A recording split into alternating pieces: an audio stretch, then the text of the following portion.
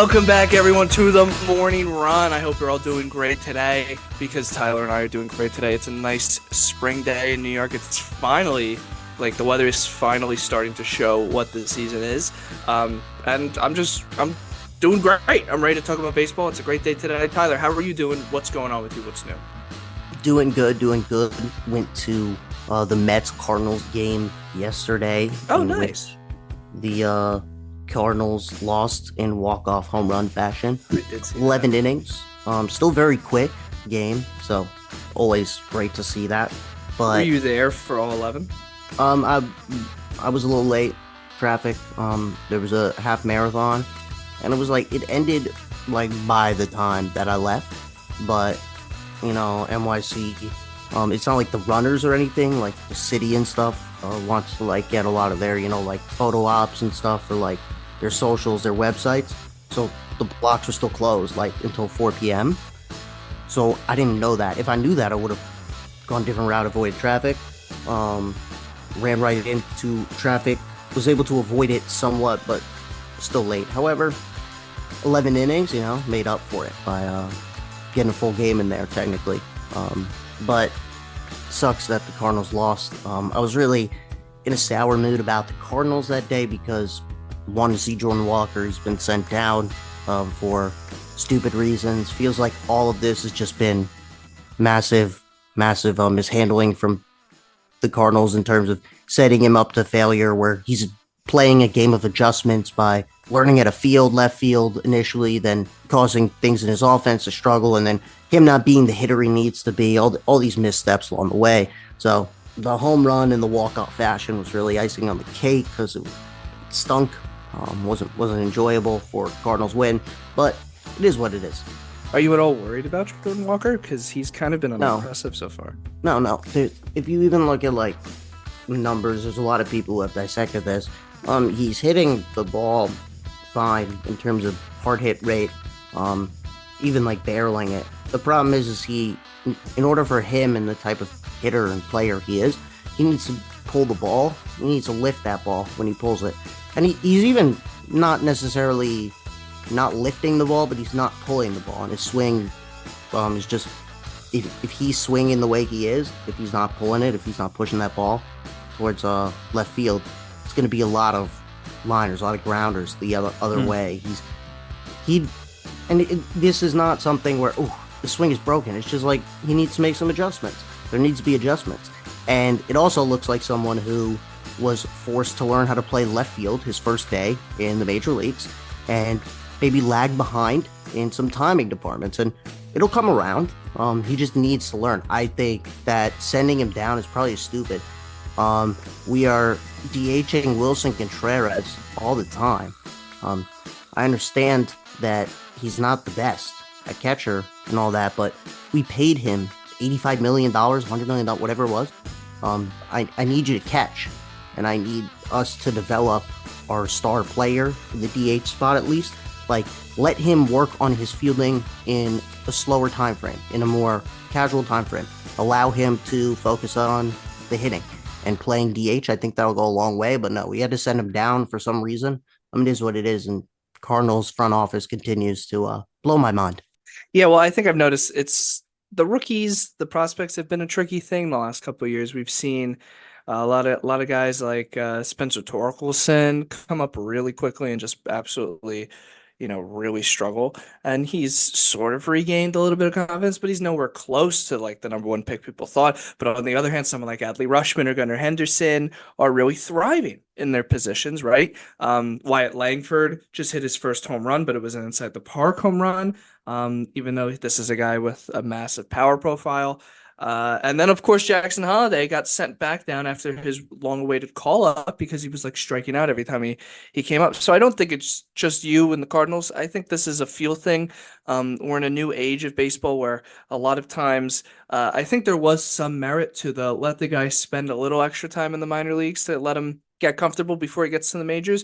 But that was used so much as a crutch to not have to pay guys and to manipulate service time that I think we've gone a little bit in the other direction now where teams have that incentive for the draft pick to bring guys up a little sooner. And maybe we're seeing guys here and there get brought up a little too soon because of the incentive there. So I think it's a little bit of a feel. The CBA, this is for the I first think time ever I in a think it's CBA a that they've done couple that. things we're learning a little bit is teams. It's not that like I think some of these guys are ready, but we're undervaluing like how drastic little changes are. Like even Jackson Holiday coming into a crowded infield.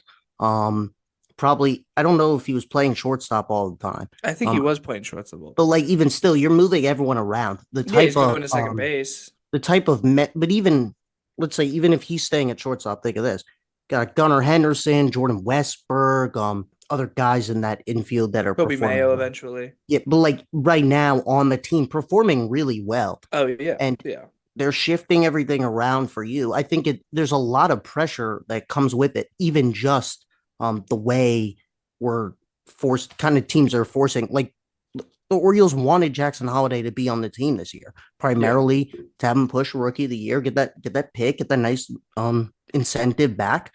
And it's leading to this kind of crowdedness that we're seeing. I think a lot of times teams would hold back dudes forever. And the excuse they made was we have a guy there right now. We're not just going to bring someone up. And I think reassessing it, part of the times it is somewhat more valid. I think maybe we have to look at the idea of if there's a player there, we need to be slower with bringing a guy up. If we're gonna change the position or move and adjust things. But there's some guys that still always end up seeming to break that anomaly. I'm at this point like Yeah. bring Jordan Westbrook. Who I brought up like he's having a crazy year. Just hitting the ground running. Boom. Yeah, no, exactly. And I think the same is to be said about Langford and Walker. Walker for a different reason. Well, no, Walker for the same reason actually too. Like you said, he had to learn left field like right away. For those who don't know, Nolan Arenado being the multi-gold glove third baseman when they acquired him, at that point in time, Walker was the heir to third base. And so obviously with Nolan Arenado, the prospect of him opting into his contract, which he did do, and now he's there for a very long time, you had to move Walker someplace. And maybe they should have thought about that a little sooner, but we are where we are. And Langford, of course, being major league ready and being in the minors for a World Series caliber team. So that's a team filled with talent and his natural position, maybe not the place where he's going to be going all the time. So I think that's a good point, actually. I wanted to move on to our first topic of the day because this was something that came out just yesterday. ESPN article from Jeff Passan basically highlighting that that Nike and Fanatics, they're doing a full, go back and they're saying, okay, look, we hear you with the complaints from players and what's it called? Players and fans alike. You are not fans of the new jerseys, the changes and whatnot. We were trying out some things. We need to go back to the original plan. Tyler, what's your take on this so far? Yeah, obviously the jersey sucked. No one was denying that.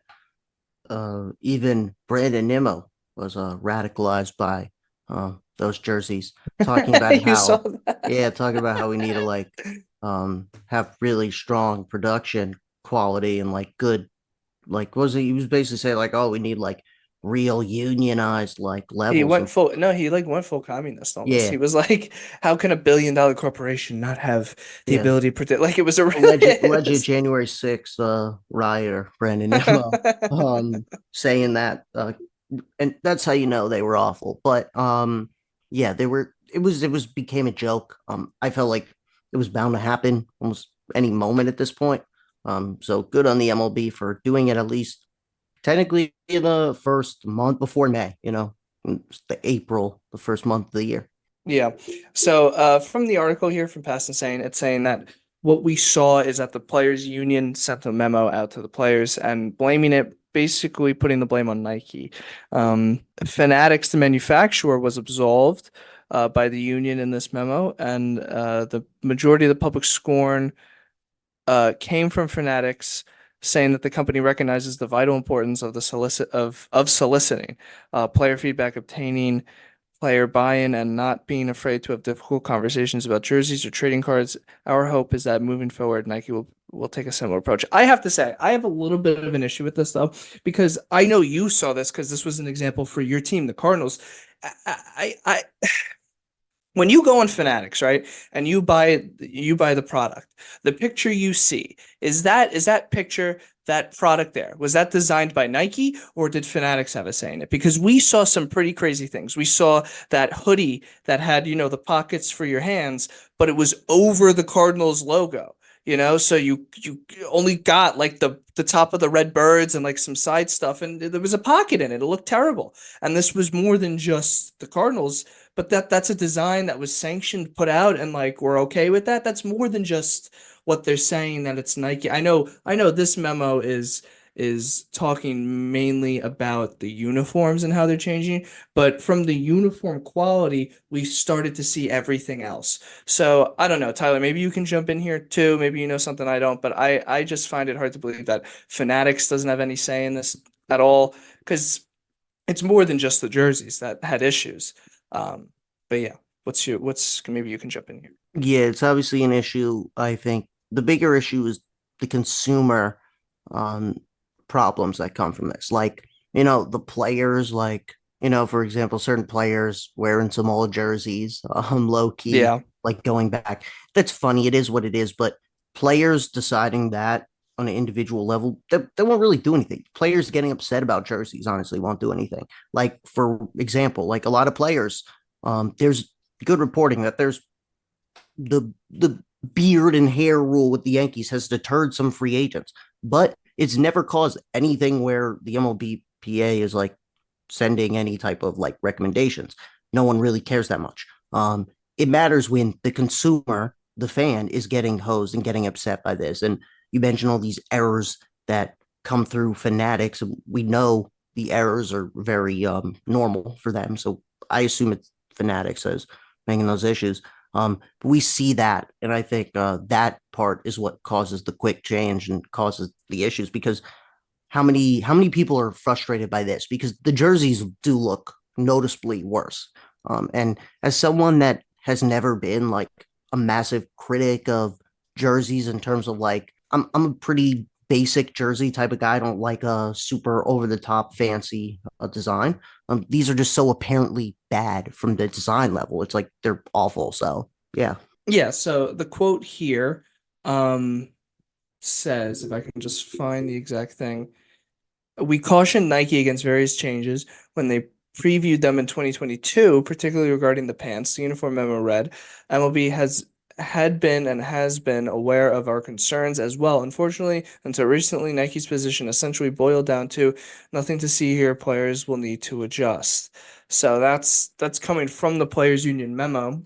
So yeah, like this shows me like there was no attempt by Nike. They just kind of said, okay, we have our deal now. We get it our way. We get this money. Like it's this. They have a 10-year $1 billion deal with MLB for the rights to produce the uniforms. And I don't know. I just think it's a weird situation overall to absolve Fanatics, even though, like you said, Fanatics makes errors all the time.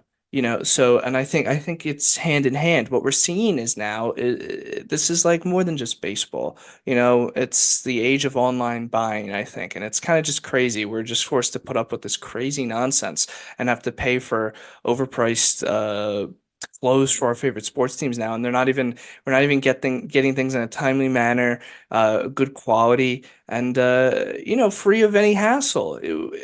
Sure, yeah, you had to go into a store, but at least there you knew what you were getting. And if you didn't like it, you could come back and you could return it, and someone would be nice to you and help you do it and everything like that. And I think this is the consequence of that. And now we're dealing with all this crazy junk that shouldn't have to be dealt with just because Fanatics or Nike wants to make a couple Yeah, extra and bucks. also, like I feel like what I recall from when I originally used Fanatics, I think the appeal of what Fanatics was is a lot of times when you were looking for alternative designs, maybe Hmm. stuff that was like personalized, not like a personalized jersey. I mean like custom like Yeah, like what team John Boy and design. stuff and Yeah, places all like that that. do. Like I think back then it was just very easy to not know which site was legit or not. And Yeah. Fanatics just provided like a big area where there were a lot of things that weren't like elite products. But you knew the service was a legitimate service, but they were not.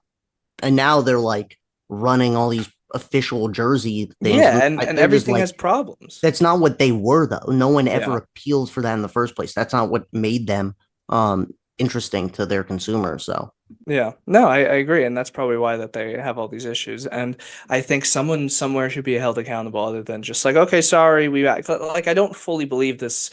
We tried these things and it didn't work. We're going back. They were clearly from this players menu memo that they were told for years at this point that these changes were probably not going to work. And and it says right here, nothing to see here. Players will need to adjust. Like that just tells me it wasn't. Oh, we were just trying things. No, you had an idea and you were going to stick with it, and everything else doesn't matter. And that was probably a cost thing at the end of the day, because this is a company, Nike, like anything else. But the final thing I want to say is that they're saying they're going to go back, and that they're going to make the letters larger, the players' names, the numbers, all that stuff, go back to materials that aren't see-through in the pants and are comfortable and all that stuff. But I want to know are the patches and the different things that are on the uniform, that make a baseball uniform a uniform, are they going to be the iron-on things that we saw that we've been seeing with Fanatics, or are they going to go back to the um, what's it called, the sewn stuff? Because that's ultimately what matters quality wise. It doesn't like the quality is not going to go back to being what it should be if stuff like the cosmetic stuff is going to be made in the cheapest way possible. All this iron on stuff, it may look slick and it may look like it wasn't done by, it may all look uniform, no pun intended, right? But the crazy thing that I find is that a league like Japan, their uniforms are made, so well for their players, and that league, its quality is that of AAA baseball, right? By and large, generalized. And they're able to keep a consistency and a quality and also sell to their public at a much cheaper price, their jerseys. And here we are over in America, where we're gonna have to pay $300 for this jersey. And if you wash it wrong a couple times, the patch on the side is gonna fall off. It's just got to insane. turn it inside out, Victor. Yeah, okay, fine. Yeah. You're right. You're right. So that's my final point. If things like that don't change, I foresee year by year of this 10-year deal, there's going to be problems here with this, there's going to be problems here with that, and it's ultimately going to be Nike going, "Oh, sorry, we tried something. Sorry about that." And, nothing, it's just going to be a mess. That's how I see it. If things like the iron-on patches don't change, along with the going back to the former designs that Nike claims they're going to do.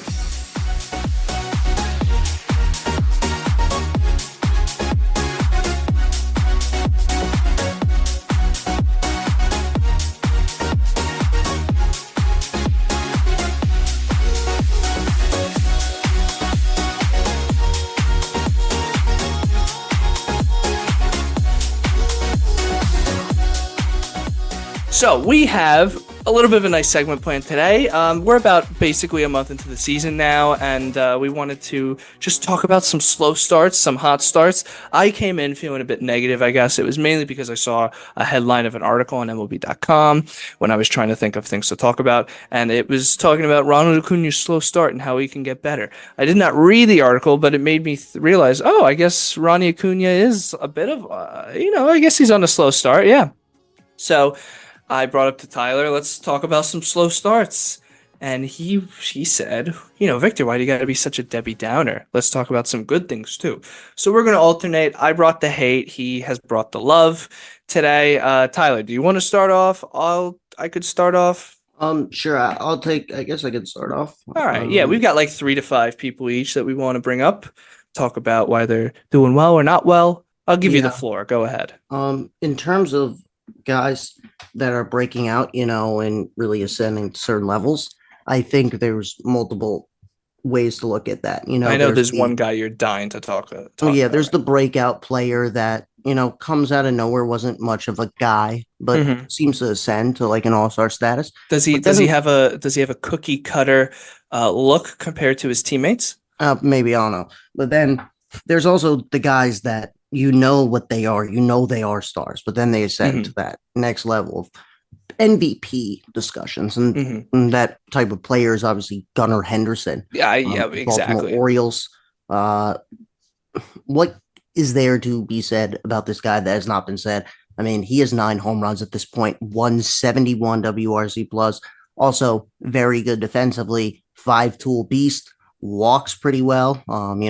Is doing everything that you need to see. All the reddest of reds on Baseball Savant. Um, True five tool player that's putting the ball all over. He's hitting doubles, hitting triples, hitting homers, doing everything you need for an absolute legend. 960 OPS. I think we're looking at a guy that seemingly at this point does not have a weakness to the game. Is fast, is in the first percentile, the in terms of base running value, according to Baseball Savant.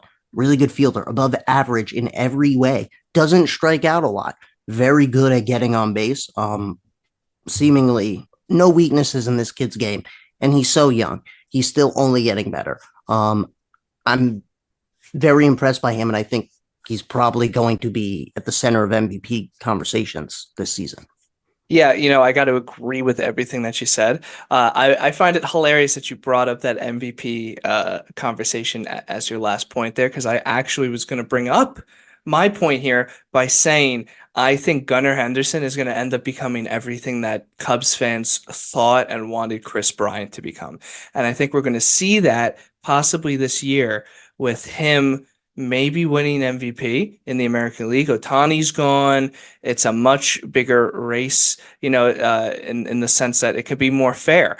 We were having, an offline little discussion about how can Judge be better than Otani when Judge doesn't pitch, and that's now a conversation for the National League. So in the American League, we can now have more of a fair debate about things, and I think Gunnar Henderson is just off to an amazing start. Obviously, he won Rookie of the Year last year, so he would join Chris Bryant as I believe the only other player to win Rookie of the Year and then MVP. If it's still April, anyone listening, I get that.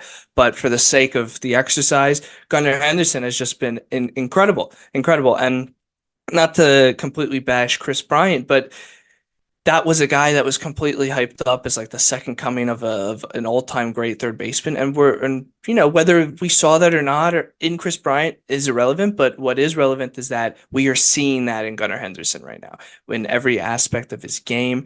Whether he is also playing shortstop sometimes too or not, it doesn't matter. He is incredible. Eventually he will be the third baseman, I think. I know obviously he plays shortstop more now, but when Jackson Holliday gets settled in and the other prospects fit in their own jobs, in their own positions, I think eventually you'll see the long-term third baseman for the Orioles being Gunnar Henderson. And hopefully this new ownership doesn't botch his career with them like the previous ownership did with Manny Machado when we were kids. Because everyone talks about Manny Machado with the Padres now and how good of a player he is, but those Manny years in Baltimore were pretty special, and we're seeing that again with Gunnar Henderson, I think. My turn. Get a little negative. Yeah, I mean, if you want to bring your hater energy, I'm here for it. I'm here. I'm okay. I'm Here gonna to bring it. I'm gonna bring it. push I'm gonna against. stay. I'm gonna stay in the AL East. I'm gonna stay in the AL East, and I'm gonna talk about a guy that I really didn't want to talk about. I really didn't want to bring this up because I'm a fan of him. I'm a fan of him. Tyler and we have brought this up many times. I've seen him in person do something I've never seen anyone else do on a baseball field. And that's Vladimir Guerrero Jr.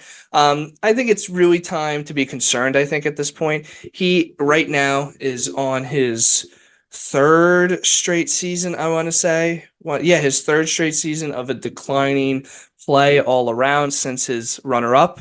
In MVP voting in 2021, right? Or was it third, runner up or third? I forget which one. But as you could see, he was a six-WAR player that year with 48 home runs. The next year, he was a 30 home run player with half the WAR. Then last year, 26 home runs with half the WAR of that. And now we're uh, we're on an interesting path right now. We're on an interesting path right now.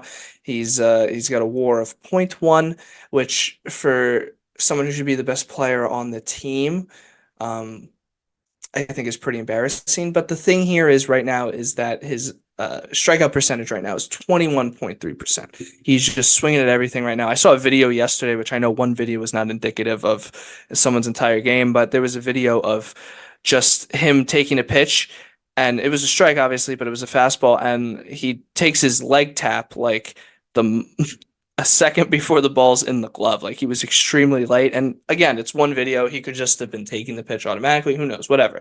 But something's up with Vlad, and it's really not good. And I think something's been up for a little bit now because he's been playing full seasons. It's not like he's been missing time. Maybe it's the team around him as well, because of course this is baseball. This isn't basketball. You are to an extent as good as your team. Tyler, maybe you jump in. Oh, I thought this was tennis. Thought we were talking about tennis. No, all jokes aside, here's what I'll say with that.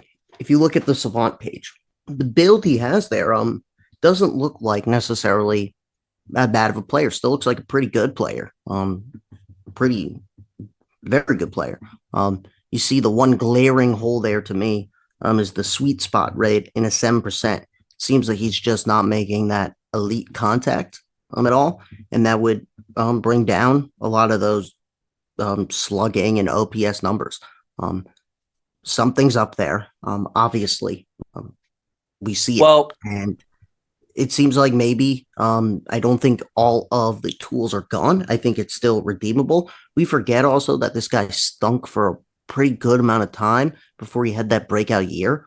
He might just be a high variance player like this. Who knows? Maybe he still has to readjust. All of these things. I don't think he's cooked forever, but very concerning so far. Just the overall production. yeah, yeah. Well, I'm glad you brought up the contact because, excuse me, this is my question to you.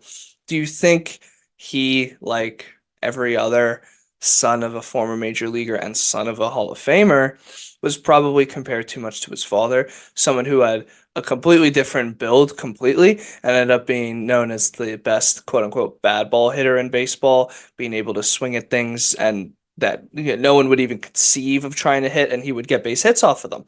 And Vlad obviously is not that type of player. Even if he was at his best game, he is a slugger, a guy you want to hit 48 to 50 home runs as he put up at age 22, right? So maybe we're expecting a little too much from him because we're saying, all right, sure, he can hit 48 home runs, he can be that big slugger, but he's also Vlad Guerrero's son. He should be able to have great contact. Well, maybe not. This is baseball. It's not like it was. It's not like there's a chromosome in him that tells him to be able to hit pitches extra better. Like that's, I think to an extent maybe the baseball world expected too much, and whether he feels that pressure or not, I don't know. But I think maybe we're starting to see him, like you said, the tools aren't all gone, but maybe he is a little bit more one-dimensional than we thought originally. Huh? Maybe. Yeah, I think the fascination with Nepo babies in Mm. sports is truly something that should be studied. I think it's kind of like this mix of, because sports is one of the truest forms, I guess, of meritocracy, like the professional level we kind of have. Like, you have to be good to be a professional. You can't just like get there because you know someone, really, for the most part, unless you're Yeah. Giannis Antetokounmpo, one of one. Like, doesn't really happen for the most part. So I think there's like this real kind of like infatuation with watching these sons, seeing like kind of like how this rarity. Think about how rare it is for one person to be a professional and then the kid to also reach that incredibly rare threshold. So I think we do really value these guys, even if they're just guys who weren't all that, like the parents weren't Hall of Famers. I think we do it for almost every player that's like that. I mean, look at Jackson Holiday. I'm not saying he isn't a stud, not saying all that, but there are a lot of great prospects in baseball right now Hmm.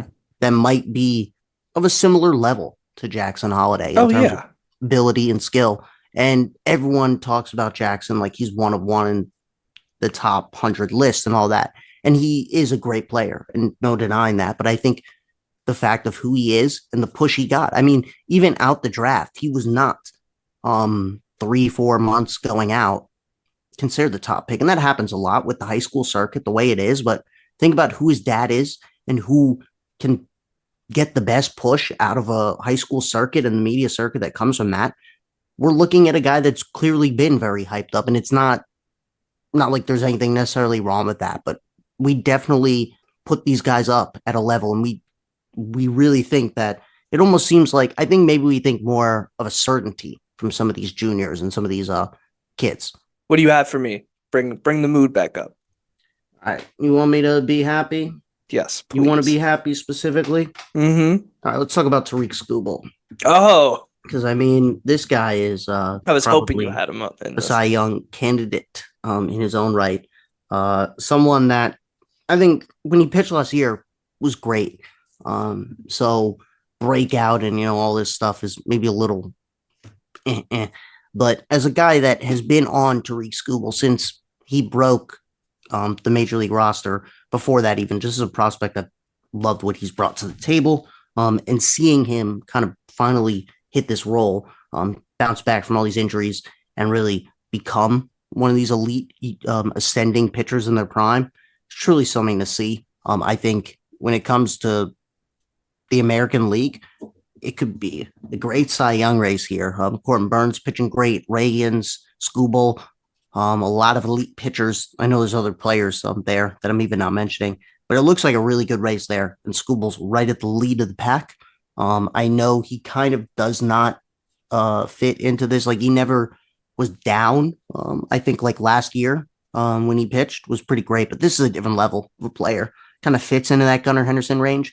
I think he really does deserve this shout though, because he is taking these steps, and I think I'm even a little surprised that they're coming at this level. I think maybe towards the end of the season, seeing him pitching like this would be unexpected for me, but seeing how he's at now and where he can be is kind of what's so shocking to me. Yeah, so I'm really happy we're having this conversation actually because the reason why you and me are so high on Tariq Skubal for people who are like, oh my God, well, why did these people love this guy from Detroit?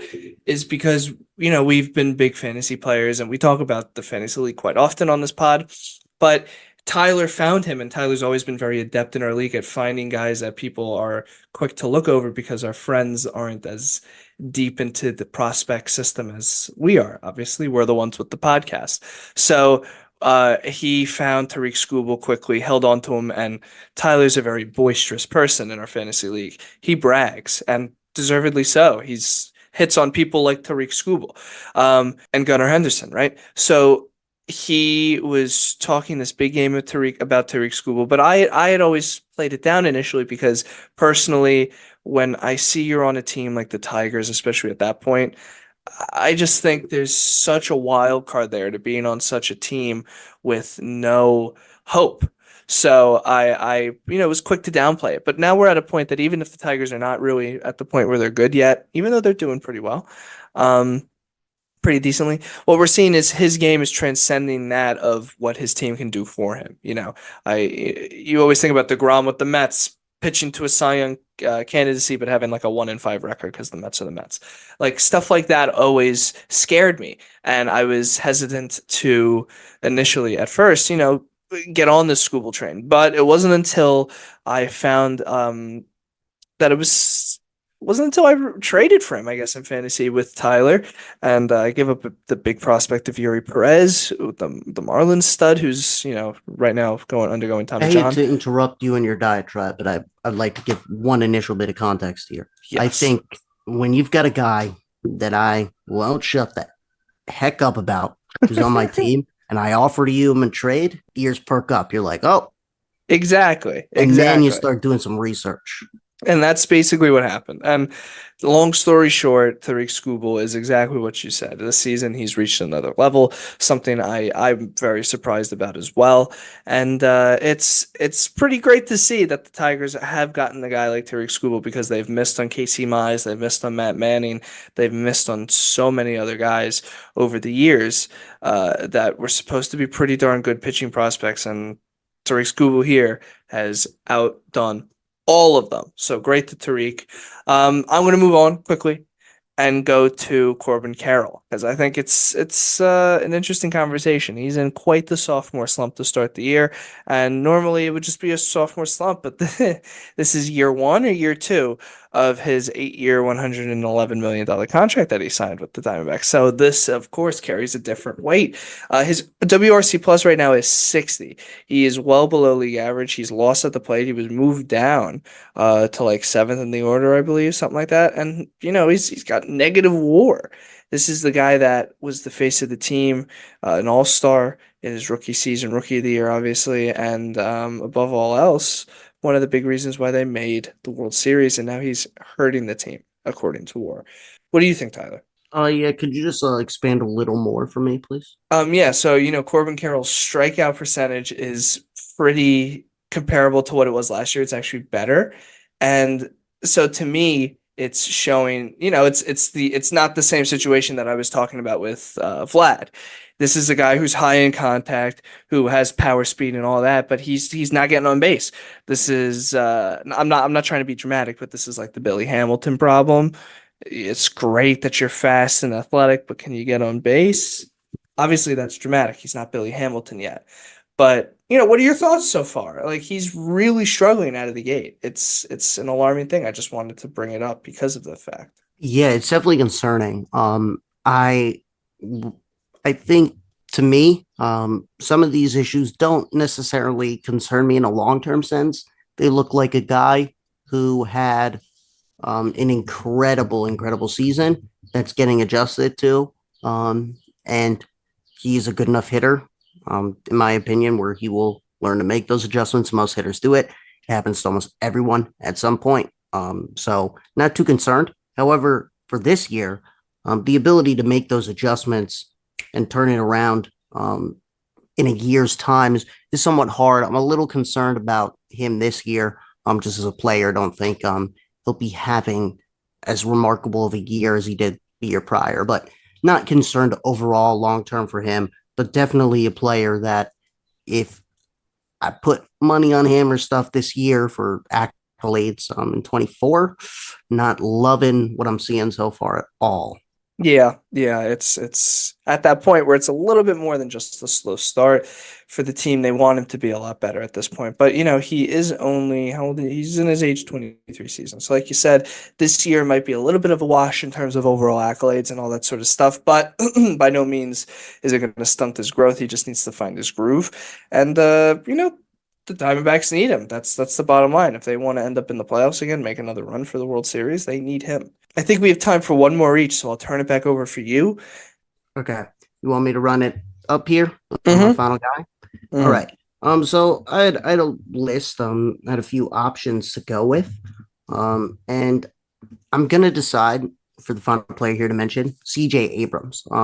Honorable mention to Mike Trout, who's been killing it, but also Mike Trout has MVPs to his name, and no one disrespects Mike Trout. He's just been hurt and a little discredited in the best player conversations because of that. And he's back at that level, it feels like now. So want to shout him out there, even though he's not in this. But CJ Abrams is a guy that has not done much of anything. I think he's always been somewhat of a fantasy guy because he's stolen a lot of bases, but he is putting the offense together at this point. 979 OPS.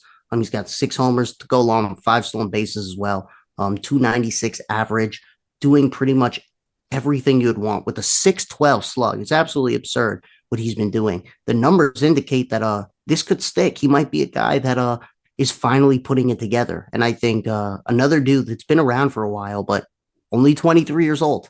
We talk about Scooble and pitchers, that's a guy at 27 hitting his stride and ascending. And, I feel like it's very normal for pitchers to not really hit that elite level until that mid to late 20s section. But hitters, we give up on them so easy. But CJ Abrams might just be at that point now. I think he's here, and I think he could be a real high level player at the MLB, and maybe a core centerpiece in the new Nationals when they make their run with their young guys.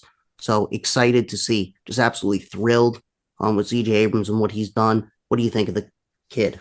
I'm really intrigued by him. I think, like you said, he was a big fantasy guy for a lot of people. I was not really on that train initially. So when that Juan Soto trade went through, I was like, wow, the Padres did the best thing possible. They at that point had Tatis as their shortstop. There was no way Abrams was gonna be in that infield really. And you saw that when he got called up here and there with the Padres. He looked lost, and I think that was probably why he looked lost in general as a player.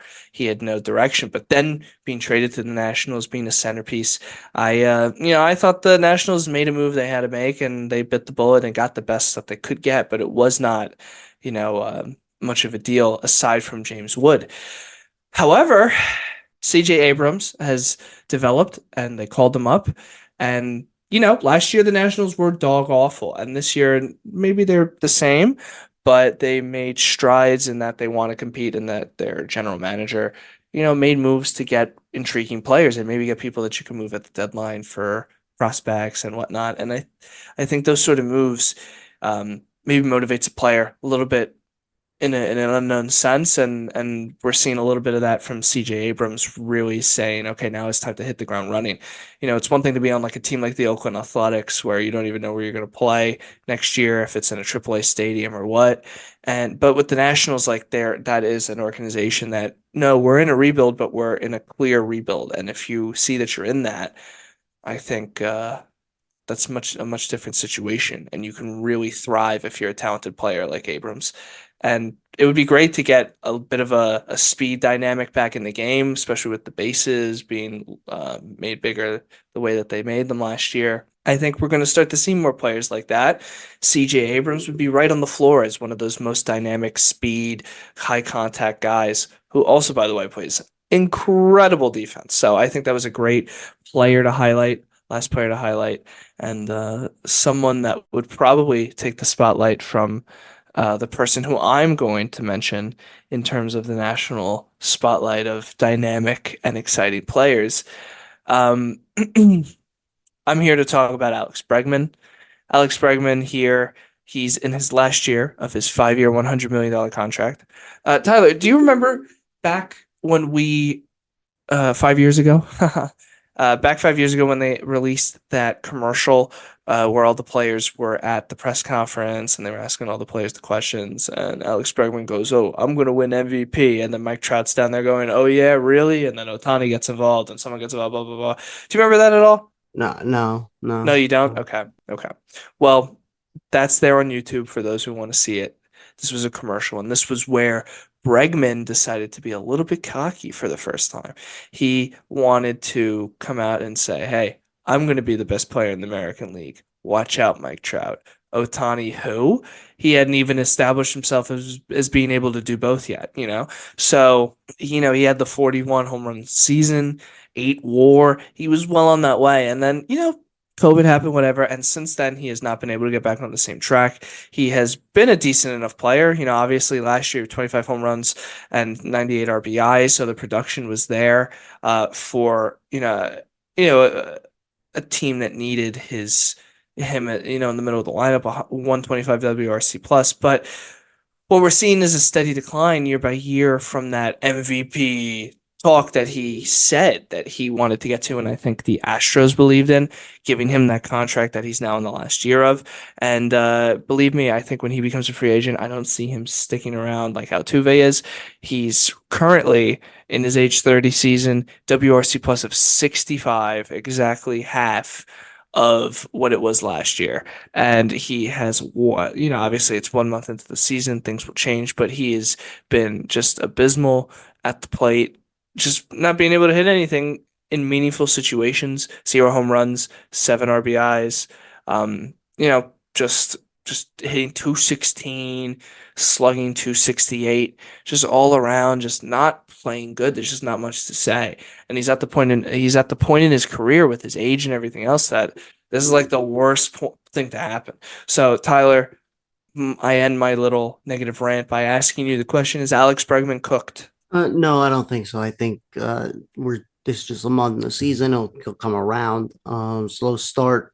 It seems like a lot of the Astros are struggling right now Hmm. offensively. Outside of Kyle Tucker, even Jordan Alvarez, it's a little slow for his standards. So I think it'll eventually come around. Look, the Astros, we talked about our concerns with the Astros, but I think they're not necessarily as bad as their record is indicating right now. I think it'll balance out. Maybe they're not the elite team they were, but I don't think they're the bad team they are right now, competing with Oakland in the division. So if things balance out, which they should, I think Bregman will be a part of that, and he'll come around. Maybe he's not Bregman anymore. I think it's a little soon to say that, but who knows? We'll see. Nonetheless, I think Bregman is probably fine in the long term. All right, good, good. I like your take. I like your take. Any final thoughts as we head out of here? No, I don't think so. I just think that you need to pick up your vibes, Victor. The Yankees are doing great. Juan Soto looks great. Judge looks great. Rodon looks great, and you seem to be bringing a lot of hater energy into the area. So maybe try the positive vibes, because there are positive vibes right now. And there are things that can improve with the Yankees. Is it Soto? I'm not saying Soto's going to be gone, but we don't know what Soto's doing after this year. So enjoy what you have now. Believe me, I'm enjoying Soto. I would just love Judge to pick it up. That is my final thoughts. He is doing decent enough, but he is not Aaron Judge, and that is the captain that we need. And right now, that is the step that the Yankees will need to take to not just be a game above the Orioles and the rest of the pack, but to be 5, 6, 7, 8 games and all that, the way that the Yankees can do the things that they do. So if you want to listen to me rant about the Yankees more, you can head over to the Yankee Holics podcast. There'll be an episode out later today as well. But until then, this has been the Yankees. This has been the Morning Run, the best baseball podcast where we talk about all things baseball out on the internet. I hope you all have enjoyed the show. Tyler, I'll see you next week, buddy. Everyone, please like, subscribe, share, do all that good stuff. We will see you next week.